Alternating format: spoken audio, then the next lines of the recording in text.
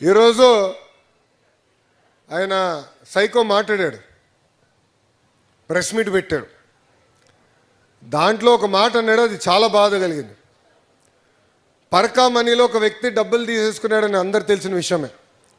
ఆ వ్యక్తి సుమారుగా 50 కోట్ల రూపాయల ఆస్తి సంపాదించాడు. 50 కోట్ల రూపాయలు. దేవుడి దగ్గర డబ్బులు తీసుకుంటే దొంగతనం చేస్తే చిన్న దొంగతనం అంట, చిన్న దొంగతనం అంట. ఆ సైకోకి చెప్తా, అయ్యా దేవుడే మిమ్మల్ని చూసుకుంటాడు స్వామి, మా అవసరం లేదు ఇక్కడ. ఇంకా అంటే ఎంత అన్యాయం చూడండి. దేవుడిని పట్టించుకోడు, ప్రజల్ని పట్టించుకోడు.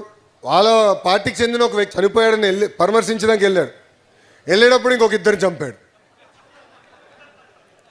వాళ్ళ కార్యకర్త బండి కింద పడ్డాడు. కారు అతని మెడపై నుంచి వెళ్ళింది. ఆగాడా?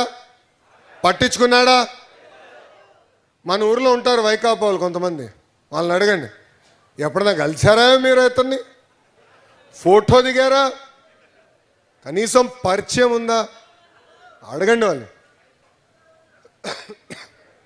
ఎందుకంటే అక్కడ కార్యకర్తలంటే గౌరవం ఉండదు.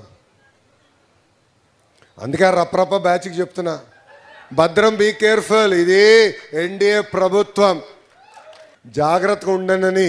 ఈ సభాముఖంగా వాళ్ళందరికీ నేను హెచ్చరిక జారీ చేస్తున్నా.